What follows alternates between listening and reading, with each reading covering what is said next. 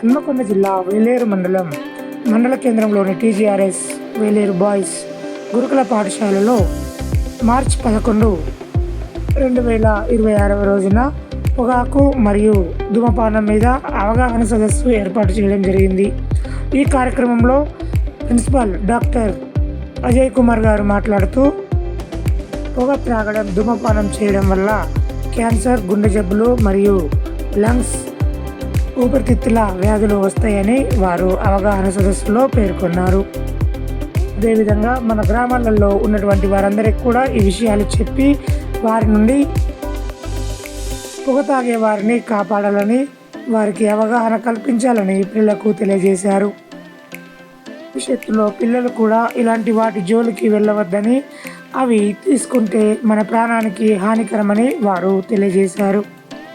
అదేవిధంగా 2026 పొగాకు రహిత సమాజంగా తీర్చిదిద్దాలని, తెలంగాణ ప్రభుత్వం చేపట్టిన డ్రగ్స్ రహిత తెలంగాణకు మన వంతు మద్దతు ఇవ్వాలని వారు కోరారు. దాని ఉద్దేశం ఏంటంటే చెప్పిన క్షణంలో మనకు మంచిగా అనిపిస్తుంది. అంటే క్యాన్సర్ కాదు, అందులో ఉన్న నికోటిన్ వల్ల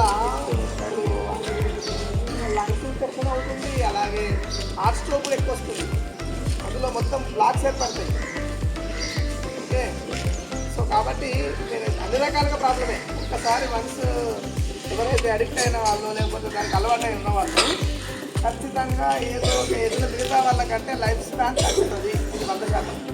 ఒక మనిషి మనము బతకడానికి వచ్చినప్పుడు అంతే కదా, మనం బతకాలనుకుంటాం కానీ ఎవరైనా చనిపోవాలనుకుంటాం. ఎవరైనా చనిపోవాలనుకున్నావు చనిపోతాను మేడం లిఫ్ట్ చేయాలి. ఎందుకు మనము బతకాలని అనుకుంటాం కదా, ఏదైనా బతి సాధించాలని అనుకుంటాం.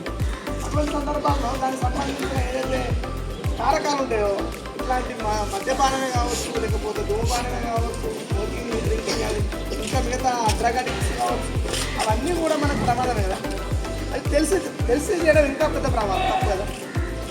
సో కాబట్టి నేను ఏమంటున్నా అంటే, హ్యాబిట్ ఉన్న వాళ్ళు ఉంటే మార్పు కోసం రాసే ప్రయత్నం చేయండి. ఇక్కడ చేయకపోవచ్చు, ఇంటి దగ్గర కావచ్చు, ఎక్కడన్నా కావచ్చు, అలాంటి ఏమన్నా ఉంటే ఇప్పటికైనా మేము మార్పు చెందాం సార్, మా లైఫ్ స్పాన్ పెంచుకుంటాం, మా ఫ్యామిలీని కాపాడుకుంటాం, నాకు మెయిన్గా మా తల్లిదండ్రులకు ఇబ్బంది పెట్టాం. ఓకే, అర్థమైందా? ఎక్కడ ఈ మనకు బ్యాడ్ హ్యాబిట్స్ సరేనా? అది కాకుండా ఇంకా చాలా మనకు ఉంటాయి. అది కూడా ఏమన్నా ఉంటే మీ మనసులో బాధ కలిగి మీకు ఇబ్బంది కలిగిస్తే అది కూడా రాయాలి. తెలుగులో రాయాలి, ఇంగ్లీష్లో రాయాలి. ఓకే, సో వైట్ కచ్చి పెట్టాం అనుకోండి, ఏమైతే వైట్ కచ్చి ఈ క్యాండిల్ మొత్తం కూడా కరిగిపోయే లోపల దీని యొక్క స్మోక్కి ఆ వైట్ కచ్చి పైన ఒక బ్లాక్ లేయర్ వస్తుంది అన్నమాట. అవునా కదా? ఇంకో క్యాండిల్ పెడదాం, ఏమవుతుంది? ఆ బ్లాక్ లేయర్ అనేది థిక్గా ఫామ్ అవుతుంది. సో ఆఫ్టర్ 1-2 క్యాండిల్స్కి ఈ స్మోక్ కారణంగా ఆ యొక్క కచ్చిఫ్ యొక్క లేయర్ అనేది ఈ బ్లాక్ లేయర్తో థిక్కు పట్టుకుపోతుంది అనమాట.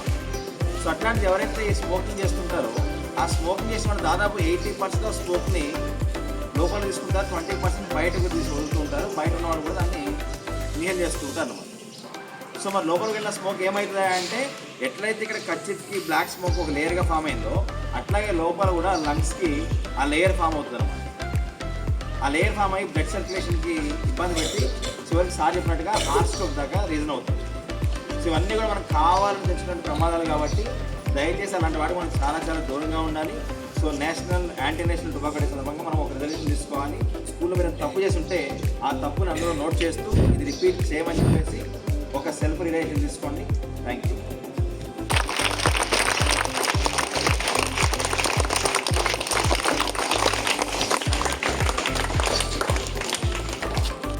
ఓకే, నిన్న జరిగినటువంటి రాష్ట్ర స్థాయి రిలే పోటీలలో మన అండర్ 14 ఏజ్ గ్రూప్లో 4 మెంబర్స్ పోవడం జరిగింది.